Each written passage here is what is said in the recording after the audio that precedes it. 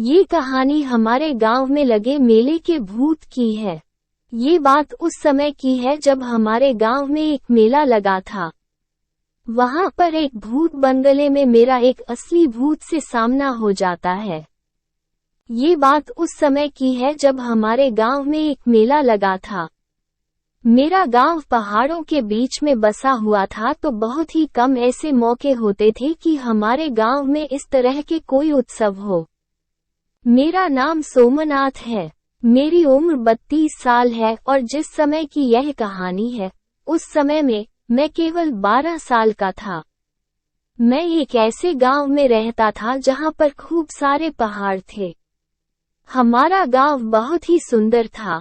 उस गांव में एक बार एक मेला लगा था और मेले में आसपास के सभी गांव के लोग जा रहे थे और कुछ लोग उस मेले में लगी दुकानों की तारीफ कर रहे थे। हमारे गांव के भी कई लोग उस मेले में हो आए थे और उनमें से एक मेरे पास ही के एक काका थे। वो मेरे पापा से बात कर रहे थे और कह रहे थे कि वो मेला बहुत ही शानदार है और वहां पर कई सारी मिठाइयों की दुकानें भी लगी है। बहुत सारे झूले भी है उस मेले में। वहां एक भूत बंगला भी है। तुम भी एक बार हो आओ। मेरे पापा तो नहीं जा रहे थे, पर मैंने जिद की तो उन्होंने मुझसे कहा कि ठीक है, हम चलते हैं। मैं उनकी यह बात सुनकर काफी खुश था। अगले दिन शाम होने से थोड़े समय पहले मैं अपने पापा के साथ उस मेले के लिए रवाना हो गया। जब मैं उस मेले में पहुंचा तो मैंने देखा कि वहां बहुत सारे लोग थे। कुछ को तो मैं जानता भी था। बहुत सारे तो मेरे दोस्त थे और बहुत से तो मेरे ही गांव के थे। मेरे सारे दोस्त भी अपने परिवार के साथ उस मेले में आए हुए थे। मेरे पापा के साथ मैंने खूब मस्ती की थी उस जगह। मैंने बहुत सी मिठाइयाँ खाई और बहुत से झूलों पर मैं बैठा था। उस मेले में घूमते घूमते शाम हो गई थी, पर अभी भी हल्की हल्की रोशनी थी। मैंने थोड़ी सी दूरी पर बने उस भूत बंगले को देखा, जिसके बारे में पिछले दिन काका बता रहे थे।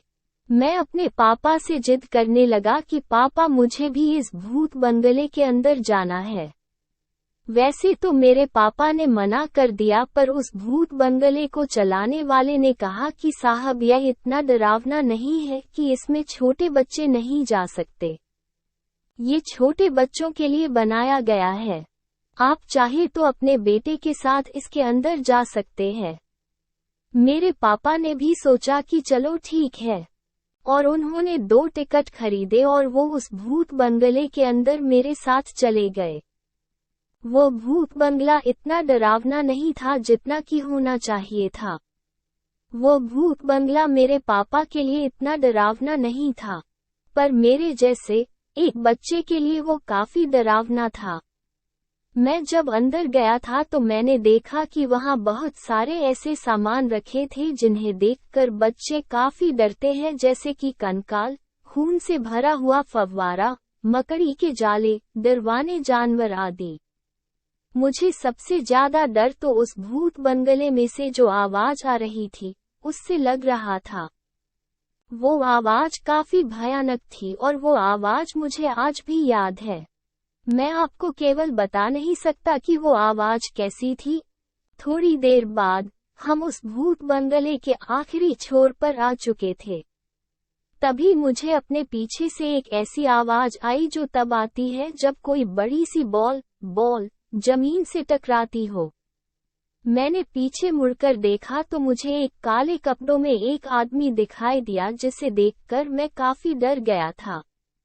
वो जो कोई भी था, उसका पूरा शरीर काला और अजीब से कपड़ों से ढका था।